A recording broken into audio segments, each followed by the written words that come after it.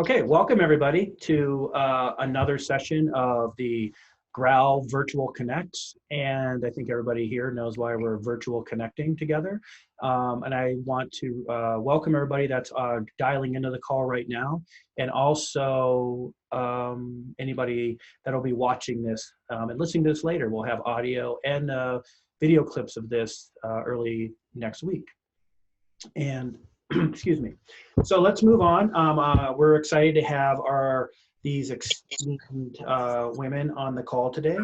I'm going to have them each go through and introduce themselves. And this is really like a podcast radio show, and that we're just going to have a conversation about what do we do to adapt to this kind of everything that's going on. We've been having a lot of discussions about recovery, which I'm not sure I really like the word recovery as much as how are we adapting and what are we going to do and how do we prepare.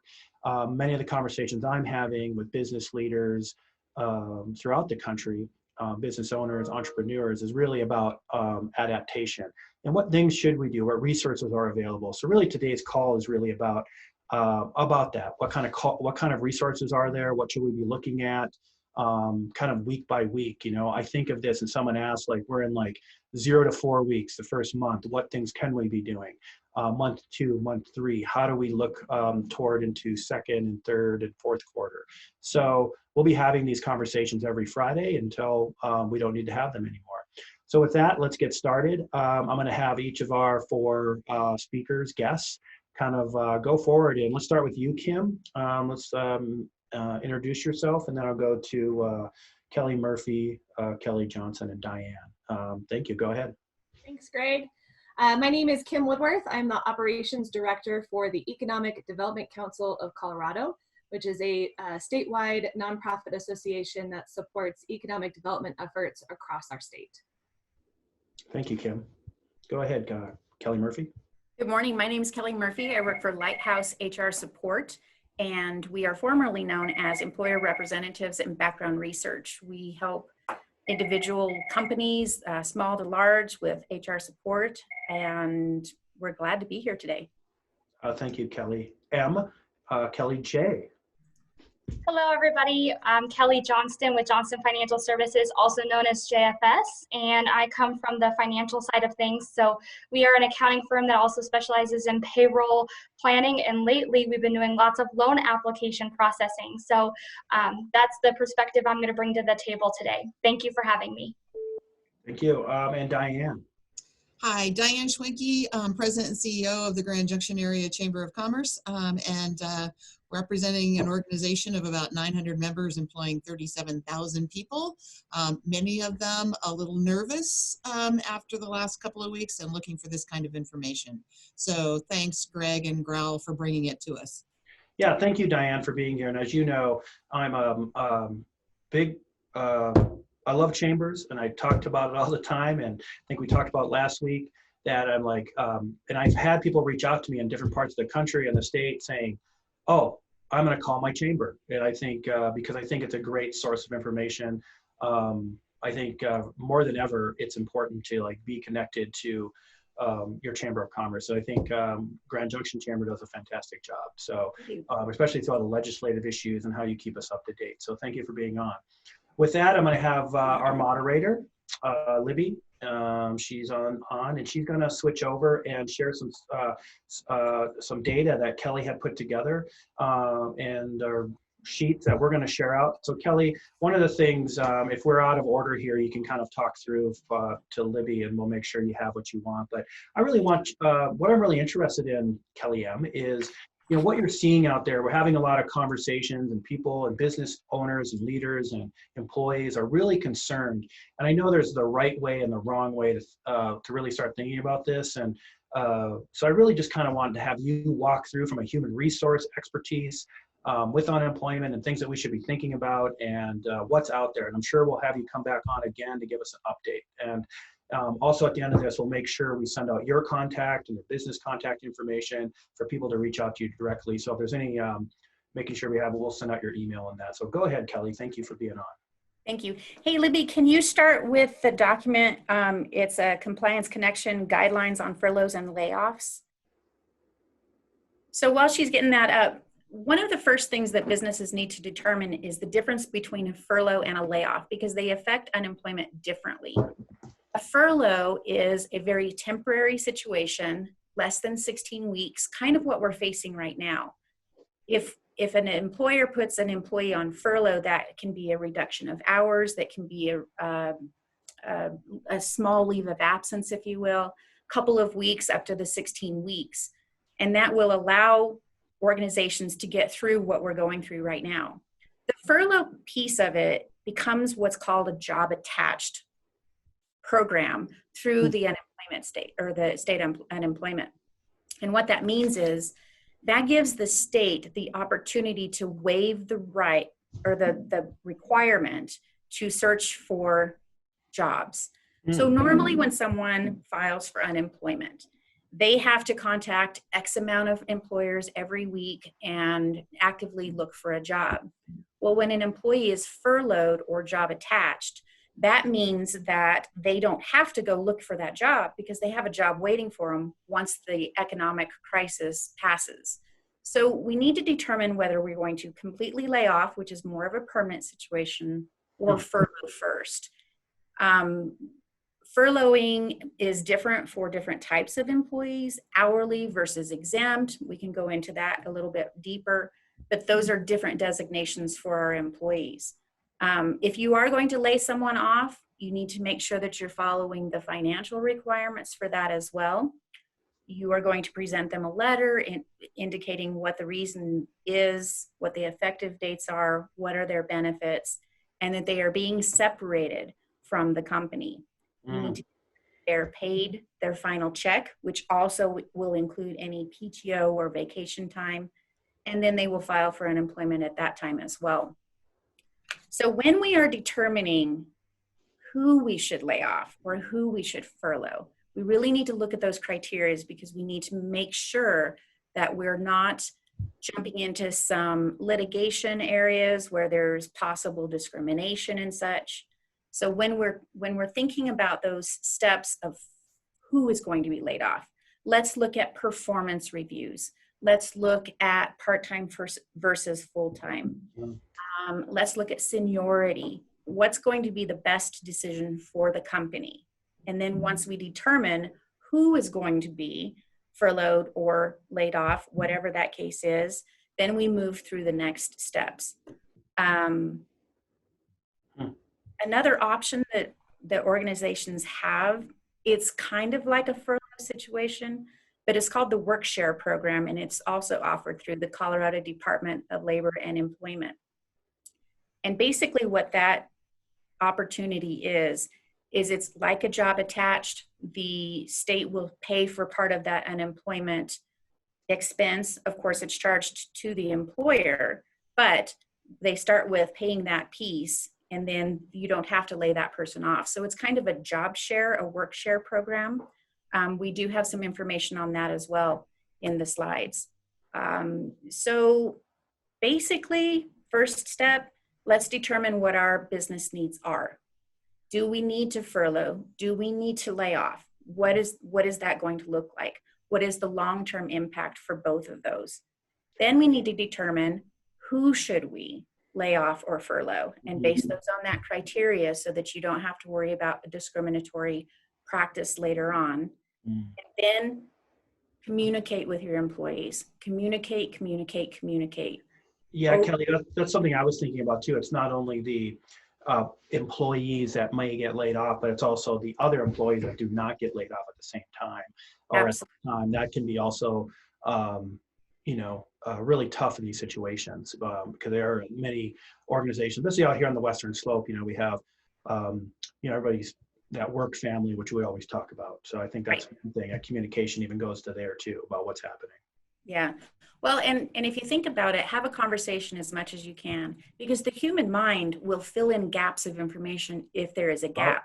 I do all the time. Absolutely. And it's based on our past experiences. It's based on things that we've heard in the community. That's where the rumor mill starts. So the more communication that employers can have with their employees, just be real with them and honest. If you can't answer the question, say I can't answer it, but I will find that information out. Sure. Or if it's something you can't share, you know, at this point I can't share that, but as soon as I can, we will. So just be honest with your employees. Yeah. And maybe you have this in your slides I was looking through, so you can just kind of direct Libby where you want her to go on Sure. this. But one of the things I think is, how does this affect employers with people going on unemployment? I think there's a lot of questions out there because a lot of people have never done it. They don't know what happens. They've been paying into unemployment. How does that affect their rates in the future? I mean, is there anything you can add to that? I mean, there's just, I mean, again, the question, should I or shouldn't I, how to do it right? But what happens, or, you know, is there reasons not to, or there's, you know, so many questions that people ask. There are, and again, small businesses normally don't deal with these, the new laws that are coming out, and they're coming out daily, if not hourly. So there is a lot to keep up with. So the basic process for unemployment is an employee has a reduction of hours, or they're completely off of work for a furlough, or they've been separated from the company. All of those are opportunities for employees to file for unemployment. Everybody has the right to file for unemployment. What happens at that point is the state will gather information from the employee and from the employer. They will take all of that information, wages, reasons, how long is it going to be, and then they make a determination whether that employee is eligible for those benefits or not. Once they determine that, then they go into how much per week are they going to get. Okay. Now, normally there's 1 week period that they have to wait and they're not paid for that. Now, right now, the government is looking at waiving that weekly, but I haven't heard that that has passed yet. More than likely it will. Yeah, I've read that. Yeah. I think one of the unknowns, Greg, is how is this going to affect our premiums? Because we all know the more claims that we have, the higher our premiums go. And I'm not sure that they have been able to think that far ahead yet. So if I can weigh in here, Kelly, a couple of things about that is in our briefings with the state, it looks like, frankly, they are not going to come back on the employers due to COVID-19. So should not affect your ratings. And so that's one thing. And the waiving of the 1 week wait period is in the federal legislation. Right. Well, that's good information, Diane. Thank you. And I know, like you said, Kelly, that this is changing every single day or week. And I think, you know, this is why I really appreciate having experts on and like Lighthouse HR support, because you can't navigate this by just searching Google, right? I mean, I think that's what you're probably asking businesses to do. Stop searching Google and maybe call an expert that keeps up on it. Because I know you and Ed do such a great job with just, you know, how are we going to help companies get through this? Absolutely. And organizations don't have time to go Google all of this and to keep up with it. They have their own business to continue to run. I mean, one way or another, we will survive through this.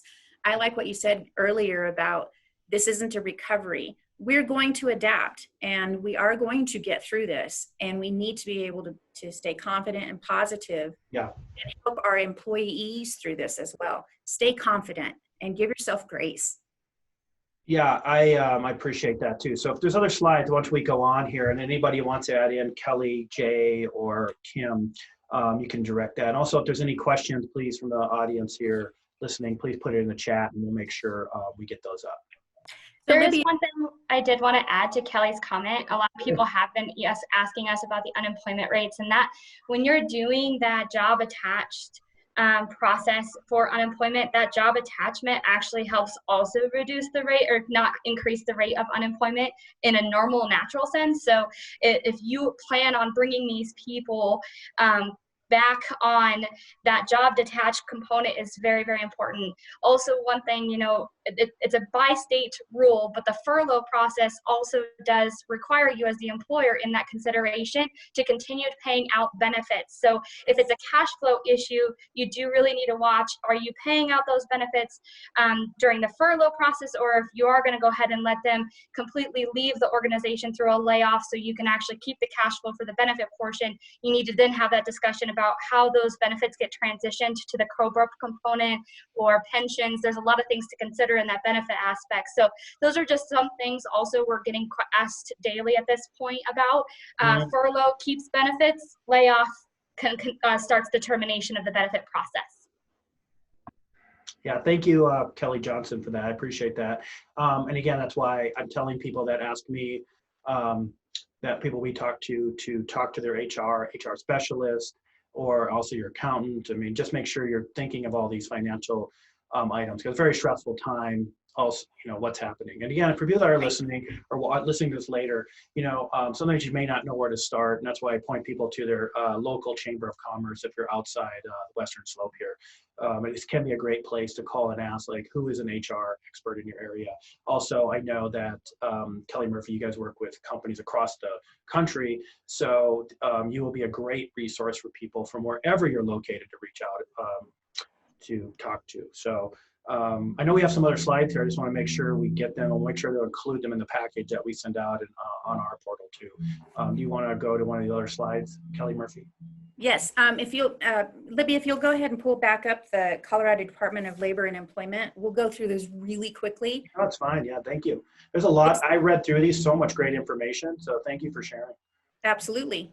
This is the actual process for unemployment. And when the state is looking at how to determine eligibility, they look at different quarters. And it's really confusing when you're not used to that type of industry. So when Libby gets those up, we will look at the different base period and the different alternative period. There she goes. So we have a lot of employees and employers asking about, should I even file because I didn't make $2,500 and I'm not going to get it anyway? Or we have some employers calling us and saying, we have our employees who are stating that they're just going to stay home so that they can get unemployment. There's a lot more to it than just that. So we need to make sure that when someone is eligible, if the state says they're eligible for unemployment, it's basically because they are unemployed or their hours have been reduced for no fault of their own. Sometimes they must be actively seeking that employment, and that's in that permanent layoff. If they are furloughed and they are still continuing on benefits and such, then more than likely the state is going to waive that. And they must earn $2,500 during that base period. But that base period is wide. It's not just, did I earn that this month? So if you can go to the next page. Perfect. So on the bottom of that, that's going to give you a little bit of a graphic. And this information is literally from the website at CDLE. So as you can see, that standard base period is the quarters on that one is Q3 2014 all the way back to Q4. So they're going to take that information, those quarters, and did you earn that amount in that base period? If you didn't, you still might be able to be eligible for that unemployment. And Libby, if you could go to the next slide for me. So this is the base period, and you can see how the little arrow, it's going to say if your date that you're applying is in the blue box, then you're going to look back those 4, and that's where that base period goes. I know we're going to go through this really fast, but it's on the state's website. So, yeah, and I see you have the links down there too that we'll make sure we put out. Absolutely. And also to clarify that, I think I look at these too, and as a business owner, it's something I don't have to deal with every single day. So, oops. And I'm a graphic person. If I can see it in a visual and it shows me, okay, this is the month, and I look back instead of forward, it's easier to see. Good information. So if we go to that next slide, this is your alternative base period. So if you don't meet that first requirement, you can look and see if you'll meet it in these quarters that are listed. So there's a couple of options for employees to take a look at. And again, if anybody needs help deciphering any of this, they can give us a call and we can help them look through it. Yeah, thank you for that. Next slide.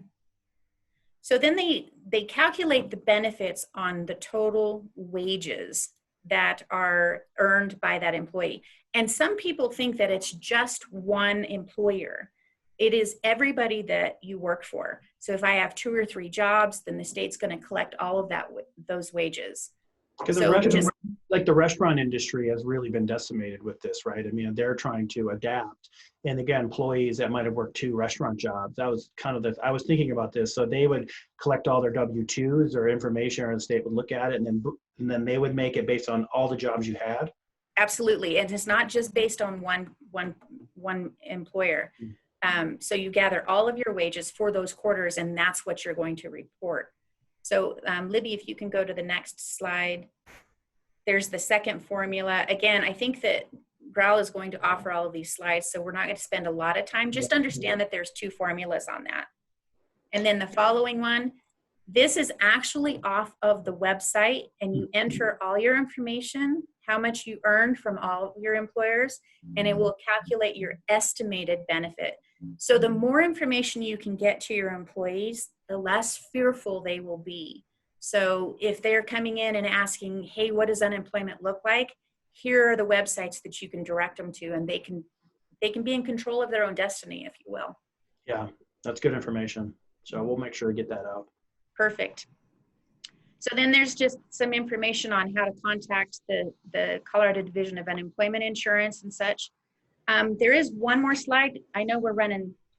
No, we have plenty of time. I said we don't, sometimes these go, there's just to keep people on, and we'll keep it recording. And Okay. So thank you, not to rush. I got Kelly and Ed's information there. We'll make sure we get that out to everybody and include that also. Perfect. So Libby, the next one I want to go to is the work share information, and it starts with Colorado Department of Labor and Employment. Perfect. So this is the program I was talking about earlier. Again, this is kind of like furloughing an employee. If you are only going to reduce some hours, or you're only going to have to furlough a couple of people, then this might be a good program for you to look at instead of completely laying them off. Again, it's going to reduce that unemployment benefit charge if it is charged to the employer. But the second thing that this does for your employees, this is a great opportunity for your employees, is through this program, they're only going to look at the wages they earn from you. So that's the big difference between filing for unemployment and going furlough. Work share. Yeah. Okay, that's good. I know we had questions on that, and we'll get that information out there. Yeah. I know the chamber has some. Diane, do you have some information on that, or what you're hearing? I would just say, yeah, that this is, I've had a couple of businesses who have already gone through this process. It can be complicated, and I think to keep in mind is that right now, CDLE is being overwhelmed, and the unemployment folks are being totally overwhelmed. And you might make sure that your employees know that now, whether they're doing work share or filing for unemployment, there are certain times and days based on their last on your letter, under the letter of their last name, of when they can apply. So I think there were 180,000 people who tried to apply on Monday for unemployment. So just know that this is, it's going to take a while, and it's a little bit complicated. And if you're looking for a job and you're in that area, I know they're hiring to be able to process all of these claims. Yeah, so we're in adapting, right? As we see, they're adapting.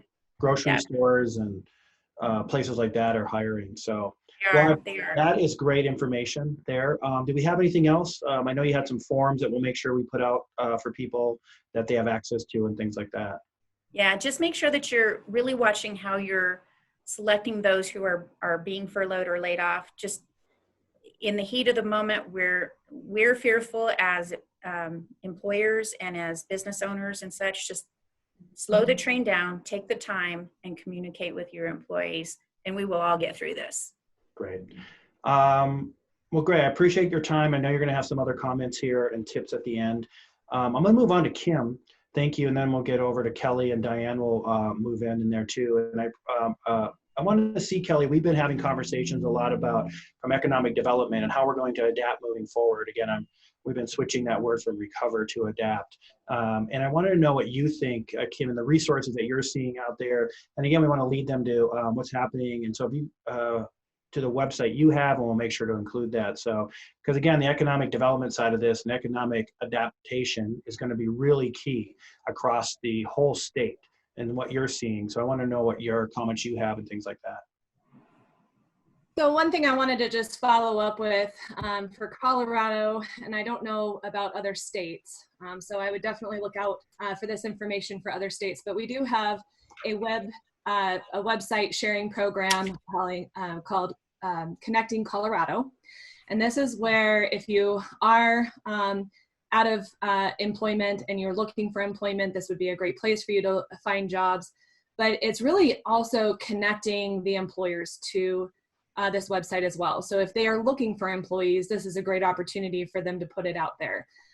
We do have a lot of businesses that are in dire need of employees, and this would be a great time to start making those connections. As economic developers, as chamber representatives, as all of us who are on the front lines working through this time, you know, we do stress that we all need to sit back, take a minute and breathe. There are so many resources out there right now to help, and we are just doing everything we can to almost triage, because so many people have just jumped the gun and said, okay, I got to stop everything because I don't know where I'm going to be next month. So we do ask that you connect with, for our small businesses, we do have our small business development centers that are located throughout the state. I know other states have that as well. Look for your small business development center network, and then it will branch out into those different networks. That's also another, if you don't have, you know, Lighthouse as someone who's your right-hand man, if you don't have them, this would be the other option, is to connect with those centers. They have consultants that are ready and willing to get on the phone with you, look at your financials, figure out what the best solution is for your company before you just start laying people off, because you're not helping yourself, you're not helping your employees, and you're making the system, you're dragging the system down, and we don't want that to happen. So as an economic developer, our biggest goal at the end of the day is that when we get out of this, which we will, when we get back to work, where are your employees? And they were already trained. So it's almost in a, like, you're almost making a bleeding situation worse if you let them go completely. And I realize that there's also a cash flow issue too. And so we do have a lot of municipalities, and I'm going to let Diane speak to that. But we have a lot of municipalities that are looking at this gap funding issue. Yes, we have this SBA loan. Is that the right thing for every business? We don't know. You know, you have to weigh your options with the SBA loan. But there will be other financial opportunities that are starting to come down the pike. Obviously, we've been hearing about the stimulus package. That's going to have certain, you know, funding, you know, infusion of cash for our small businesses, as well as larger businesses that are hurting. But then there's going to be some gap financing, gap grants. So some of our municipalities are looking at grant opportunities, so reallocating certain monies to help our small businesses. So I wanted to actually push that off to Diane, because Grand Junction has been a leader in our state in being out in front of that. And so she can talk more about that. So I'll just go ahead and jump in. Thanks so much, Kim. Yeah, I think the city of Grand Junction needs applause from all of us in terms of what they've done and being bold in their actions. You probably all saw where they have deferred the sales tax remittance that was due on March 20th to July 31st.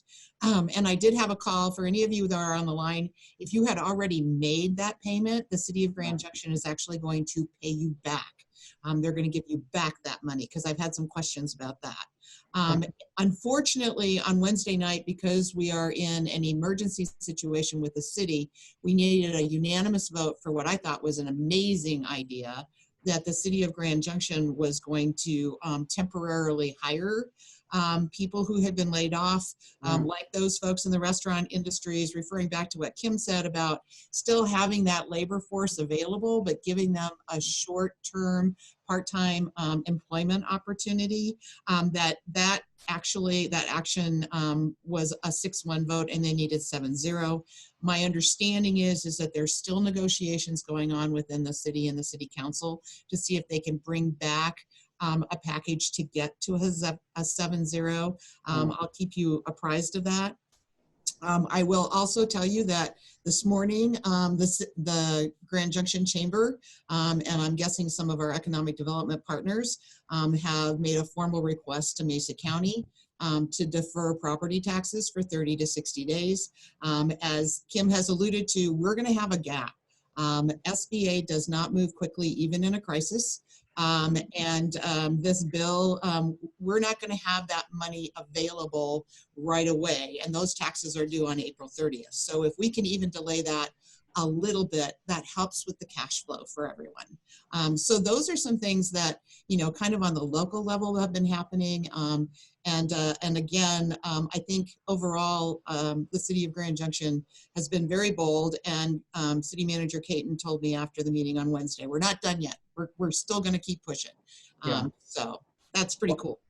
And anybody that's listening to, wherever you're located, I think this is a great place to, again, contact your chamber, your local economic development entity. Sometimes they're the same thing. Contact your city, your county.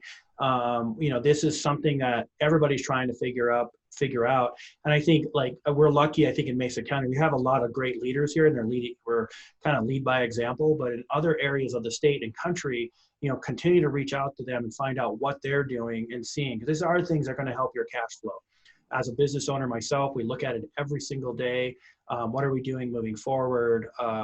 So it's something that I didn't think I'd be spending this much time on. I think a lot of people on the phone were not, prepared, and so lucky that we have great people in the finance area. We have Kelly Johnston. That's how I know her so well. She works side by side daily with our bookkeeper, keeps us on track, and things like that. So again, reach out to your local entities. And with that, I want to go to Kelly. I know we're talking a lot about SBA. We're talking a lot about those kind of things. I'm asking you a lot of questions, and I'm sure you're just I'm sure you're getting a ton of calls and emails. So I'm trying not to send you an email every day. So if you could just maybe, what do you see out there, and what kind of advice do you have, or how do we calm and get ready to adapt, and what are you seeing? What do you think? I think there's a lot more opportunity out there than people think there is, in my personal opinion. I also feel like we've all talked as business owners about not having time to get to things. What a better time. We can finally get to those things too. So in my opinion, I think we get to look at this from a completely different perspective. To kind of piggyback on what Kim and Diana said, I know Delta County is doing these videos on a daily basis, depending on your industry, that you can jump on, and they talk about brainstorms around their individual industries. I know our business incubator has been doing lots of really cool emails and informational blasts on the different loan funding programs that they're offering. Region 10's doing the same thing for Delta, Olathe, Montrose, Telluride area. So I'm seeing lots of really cool people pull together resources. Wow. I know I'm a consultant for both the Business Incubator and Region 10, and it's really cool how they're pulling together the different resources to offer to businesses. And it's free guidance. I don't know why you wouldn't take advantage of a program or something like that that's available. But I also want to piggyback on it even further, because the hot topic has been this SBA loan process. And so out of curiosity's sake, I went through the loan process yesterday personally just to see what it would be like. And it is a lengthy process. And so from a business perspective, they invade on you personally. They want to know your personal income statements in addition to your business cash flow planning. They need to know all of your tax data and information, knowing that 2019 tax returns are not filed. And knowing all of the documentation that they're requiring. I mean, for me, it would have been a 33-page loan application by the time I was complete. Knowing that information is what they're getting from hundreds and hundreds and hundreds of businesses, the process is going to be slow.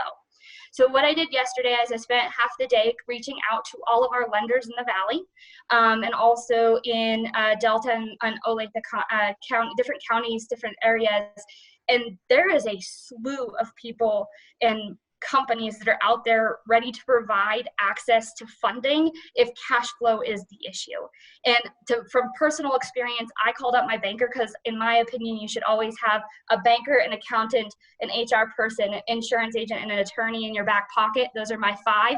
And I called up my banker and was like, what happens if I can't make payroll? She's like, well, I know exactly what your financials are. I know exactly what yours is. And she's like, I got you covered. Granted, I personally have always been practicing profit first, so that's never been an issue for me, but it made me really think about clients. And for me, how can I continue to support my team members with those different banking relationships and leverage that? So I made a list of some really cool funds that are available. I know Colorado Enterprise Fund has a whole bunch of loans that they're doing. There's small business loans through equipment financing, invoice financing, and factoring, merchant cash advance programs. I know there's a really cool program through Mike McAllowitz. He does the Profit First process that he offers for payroll. So if you are short on payroll, there's a way to do a payroll advance funding, and his application process is actually rather easy. There are some other loans for small business and manufacturers, line of credits. And like yesterday, I was on the phone with one of our local credit unions, and they're even doing consumer disaster relief loans at interest rates that are 3%. And I mean, you can't get a credit card for that kind of percentage. And that's to cover 2 house payments. So it's really cool to see how our lending opportunities have opened up. Now, in my personal opinion, lending is not something you jump into first. It's unless it's a line of credit and you're going to use it in a certain way. Because to me, I don't want people to leave this opportunity or season that we're in with a whole bunch of debt that they get to figure out how to pay off. Yeah, that was my concern is people are going to go like, oh my gosh, I got this 100,000, I got approved for 100K. That makes me super nervous, Kelly, for if I was to ask you, and I'm sure you would lean back on me to go, how are you using it? You would have, you know where we're at. And I believe Profit First will be another topic that we're going to have on this program because it's transformed our finances. So anyways, Yeah. And also I want to say, I will get these links of all these people you've listed from you. I'll make hopefully Zoe send me all those contacts, and we'll put that in for you. But again, I'm worried about that too. Like, oh, I should take on more debt as we come out of this. And I go, then what? Now I have a 6% loan to pay back, and I'm struggling trying to make sure I get these clients to come back. So what advice do you have on that? Well, I think a lot of it is dependent on your cash flow and where you're going with it personally. Like we said, we don't want, terminating an employee is a huge decision because as Kim had mentioned, I really loved her comment in the chat box, you got to retrain people, and that's a huge investment. Mm-hmm. And so in my personal opinion, it's how are you going to leverage that cash flow, and what are you going to have your team do in return? So for me, I was talking with one of my clients on a Sunday about, layoff opportunities or something they were worried about. And I was like, well, sit your team down and get their opinion.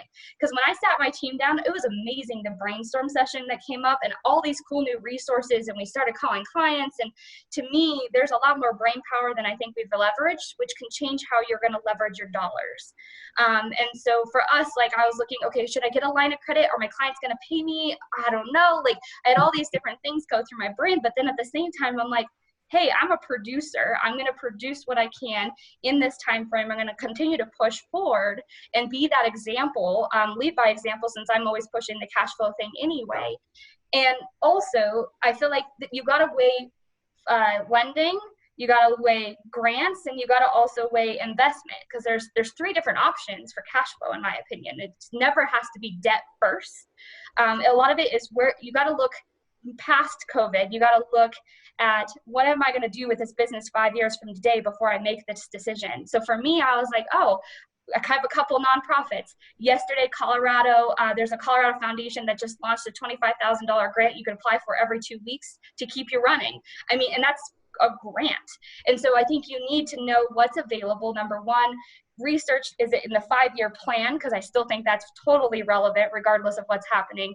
And then number 3 is okay, is there maybe investments? Can we pool resources between multiple employers? We talked about the job share program, but there's lots of other employers out there right now. They're like, hey, I have to put this person on part-time, and maybe you have to do part-time. Can we find a way to share this resource so we keep cash flow moving? Because Polis did say something really great in his speech the other day. It was, the economy has not stopped. We just physically have stopped going to work. And so if we can keep cash flow moving, economically, we're going to be fine. As always, Kelly, I took about a zillion notes, and we'll have to get some. I will send you an email saying, can you just give me those quick recap, because that is great resources that we want to share. It is. It's like taking on debt, and I love the fact that we're right. The economy hasn't stopped, right? And I think the stimulus package and thing that's happening, we're all trying to get our heads wrapped around as business owners. I've been on here with some different chat, and I have. Thank you for being on here. Different people, shout out to Garrett at Carlson Vineyards. I know him personally and think that he's really working hard to keep his trained employees on. So I think and working. So Garrett, you can take yourself off mute and say hi to us. But I do want to bring on John Marishin. Everybody knows him from the Business Incubator Center. And I think what I want to ask you, John, you had a couple things you wanted to add. I think you're there. And then I will also, just for people that are across the country, do you have a tip for them to say, hey, go to your business incubator? What does that mean? I mean, even if I'm a business in 5-10 years, is that okay for me to give someone a call? But I know you have some SBA stuff, so I just wanted to bring you on because I know you and Kelly and you know everybody pretty well. Yeah, I know most of you guys, so thanks for that. And I got to tell you, I get chills hearing people talk about cash flow and good decisions. So Kelly and Kim, and it's just, I don't hear that every day, so that's fantastic. A couple of things to put out, and then Greg, I'll answer your question. So for those of you who don't know, a big loan fund, an incubator or kitchen incubator, SBDC, enterprise zone, a makerspace, a co-working space, and lots of moving parts. One quick thing, the workshare program that we found out is if you have exempt employees, you've got to change their status and make some changes before you start doing that. Businesses aren't thinking that through and they're jumping into these things. And so the one piece of advice we're giving everybody, I'll wait for that, my phone works. The one piece of advice we're giving everybody is stop. Stop right now and think. What's your cash flow? What's your cash reserve? What's your daily burn rate? What's your runway? Because people are panicking, and Greg, you said it perfectly. The economy hasn't stopped. We're all getting paid. We're all doing work. I took that from Kelly, who took it from Polis. So I don't want to take credit for too much. I was the last one that said it. All you guys. So we're telling everybody to stop and plan, because what we found out yesterday, it was clarified, and what I told Greg was, if they apply for the SBA loan and then a bunch of grants come down through this package, you can't do both if you're approved for the SBA loan. So the minute that you're approved, you're knocked out of the grant part. So if you've got the ability to sit for 30 days or 60 days, you really ought to do that. So we're telling our businesses, with SBDC, we're working with a ton of people right now doing cash projections, cash flows, business models. And Kelly, you said it, every bank in town has already got a plan. And so they're working with their borrowers. The SBA process is difficult, cumbersome. The new process they rolled out for today with the 7A program, same thing. We know there's a tsunami coming of people who are declined, and we're not sure what that means. So that was one thing that I just want to throw out there to caution the people that if they think they're going to get grant funding to keep employees paid or those things, don't jump on the SBA disaster loan wagon, because they're going to paint themselves into a corner. And so we're seeing a lot of people applying for cheap money that they don't even need. And so again, and you guys said it, 5-year plan. We're going to get through this. What's your business model? We're seeing businesses pivot. We've got applications, those things. And so that's that piece. John, I want to say one thing. I think, and again, I'm conscious of people's time, because we have an hour call here, or an hour. I like to, but the business plan is a good process. I've talked to a lot of business owners and leaders who maybe didn't really have a good business plan. I'm thankful we did. It able to help me to go forward and go, okay, take a breath. Where are we going over the next year, 2, 3? What was our plan? Again, it always changes. I mean, that's just the way it works. But having some kind of plan, again, allows us to sit down with someone in your team and say, hey, what were you trying to do? Like, what were your plans this year? Then you can kind of take a breath and go, well, this is what I was trying to do, right? The economy hasn't stopped. So I don't know what your thoughts, and I mean, you guys have experts that can help guide through that. But without a plan, it's really hard. That comes back to your first question, and don't let me stop before I talk about our loan fund that we just put together. But yeah, so we know that you as businesses know what you want to do. You just don't know that you know that sometimes. And so the plan is in your head. And that's where incubators across the country come in. So we've got people that are trained to do this work whether it's using business model canvas or traditional business plans or just a down and dirty business synopsis or whatever it is, that's what we do. We've got 20 coaches. Every incubator in the country has got people trained to have this conversation. And so if you have an incubator or an SBDC or a mentor, you should have all those things. If you can just spend an hour with them and get the information from your head and your heart onto paper, it gives you a map of what to do. It also gives you the opportunity to look for gaps in the marketplace because they're there. There are so much opportunity right now. Yeah. How we do business is changing a lot. And so the business plan, call it whatever you want to call it. We've got a lot of people trained to do the work.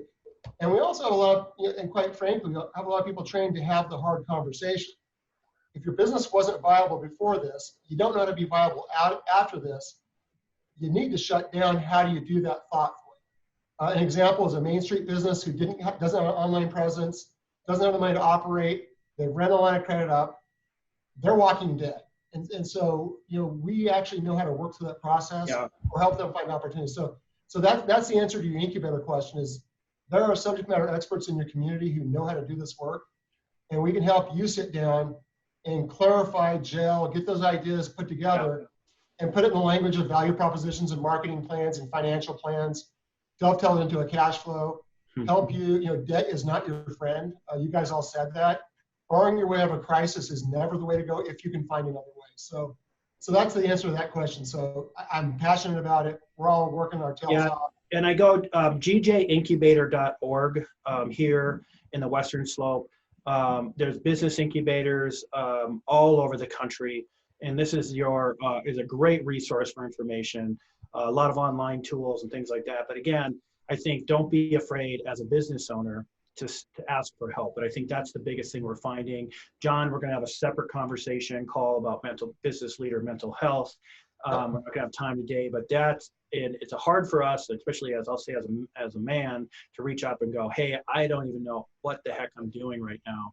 And to walk into your office and say, hey, I'm about to break down. Can we talk? And I think your team is there to sit down with people and go, okay, it's okay. Have a cup of coffee. Let's talk through this. So thank you for that. And I'll throw out my last thing and then get off here because I don't want to dominate. Julie Maury and me on my team, we're actually life coaches as well. And so we actually have the tools to have that conversation. Nobody talks about suicide and entrepreneurship, but it's out there and there's a lot of it right now. And so we actually have the ability to kind of help that. As far as incubators go, I'm the lead for a regional incubator collaborative. So I'm tied in from Casper, Wyoming to Albuquerque, New Mexico. So if you're in those areas, we can help you.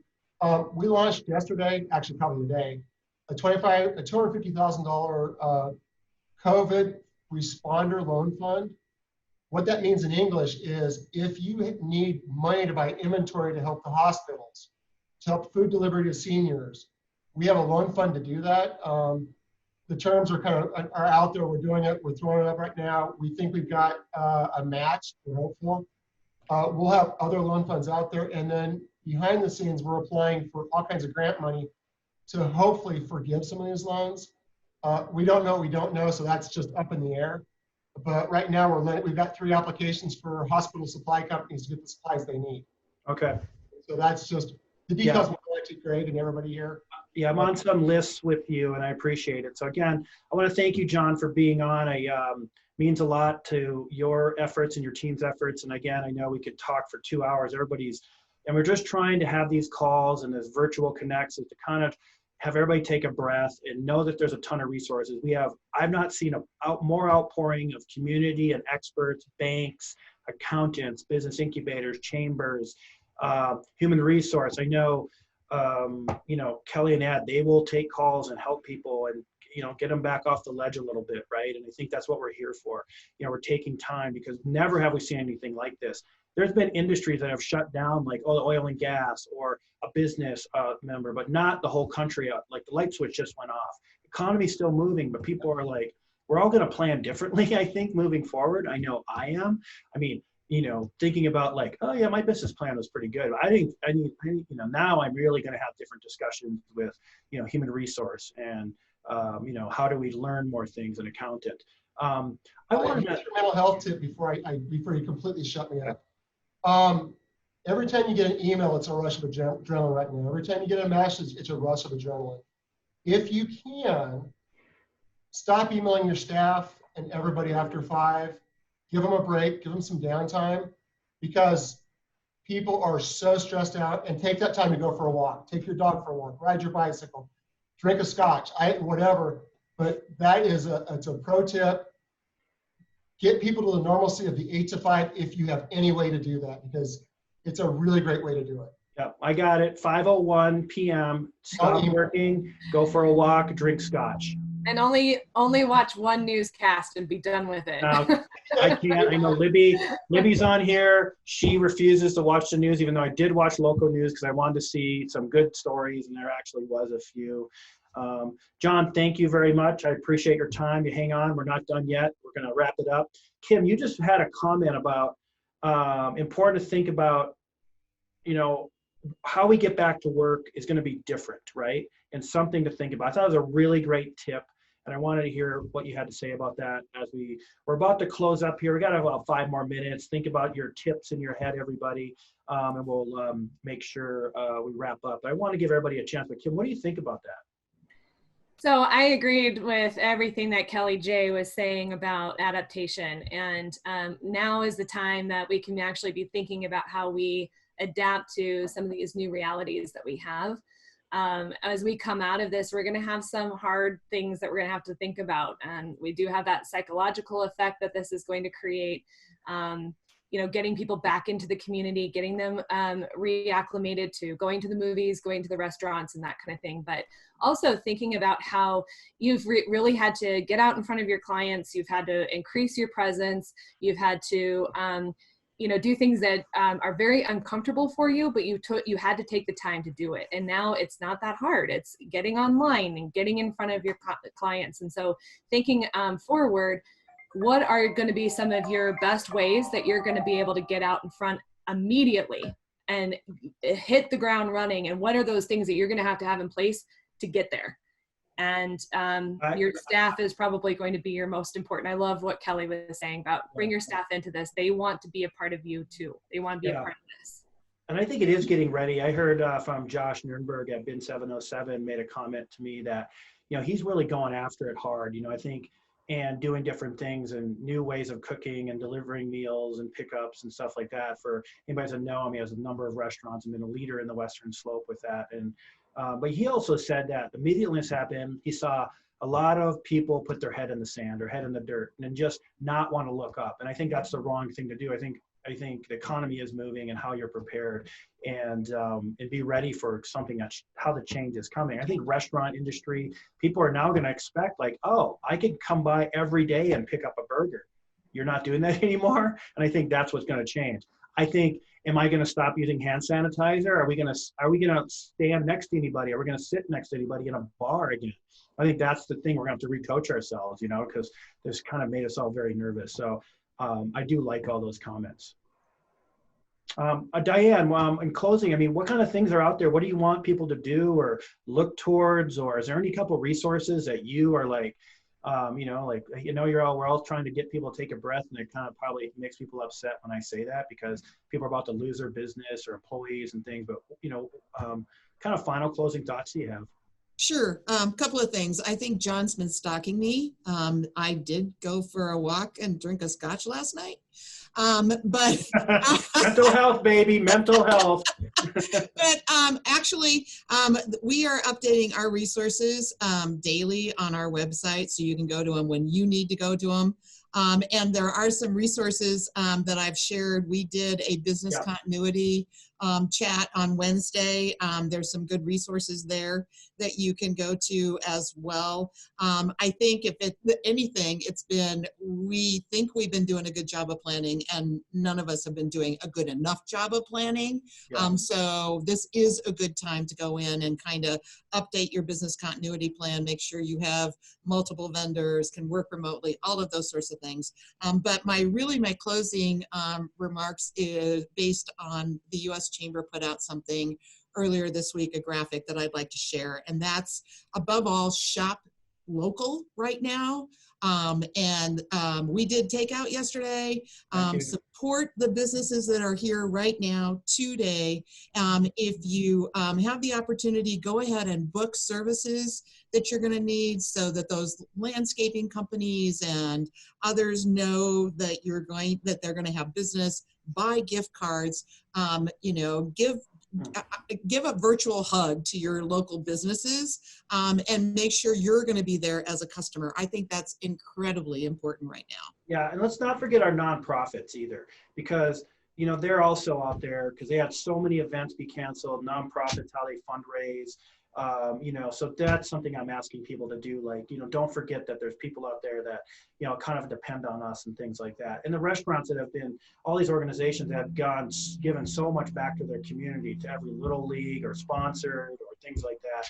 It's a time that they really need help now too. So that is true. So thank you on that. And I will just put in a plug for our takeout toolkit, which actually allows you to click directly on menus and makes that process incredibly easy. It does. So that was a great toolkit, and we'll make sure we get that out in the information. So again, we've seen more great toolkits and tools come out that'll really help us as we adapt. This is about how we're adapting, right? I think it will be more efficient when we get through this. I know, and I don't know if people will be like, when I come and I'm going to say, hey, you guys want to have a face-to-face meeting? I think people are really going to question, hey, we're doing so well virtually, aren't we? So, so that's good. Kelly Murphy, Yes. Closing comments on this. Thank you for your information. It helped me out a lot. I mean, there's so much you don't know if we've never had to go through furloughs, layoffs, partial layoffs, all that. I mean, my advice to everybody is to call you like immediately when we hang up. I think everybody should hear, because I think an HR expert at this time is going to be very important to keep you adapting for the future when everything comes back online. So I don't know if you want to add anything there. I do. Thank you. First of all, thank you for the opportunity. We love helping people. That's why we're in this. But a couple of things, John was talking about exempt employees. That is a hard concept to get your head around. And there's going to be a couple of resources coming out with this WebEx on what exactly does an exempt employee mean, and how do I pay them? How do I not pay them? So definitely take a look at those resources. We have our blog on our website, lighthousehrs.net, keeping people updated on all of the compliance, the Colorado help laws, the Emergency Leave Act, and things like that. So make sure when you're looking at that cash flow piece that you're looking at all of these required paid leaves as well that you're going to be offering to your existing employees that you're going to keep.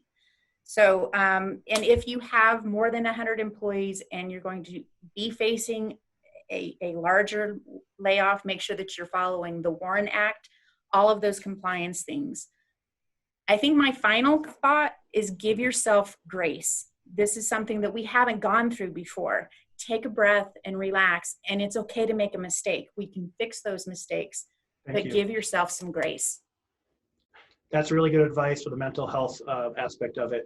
And Miss Super Positivity over here, Kelly Johnston, she always makes me feel good through all the time I've met her. She's, it's time that she has probably said that to me many times, don't worry, everything will work out. And I'm like, how do you mean don't worry, right?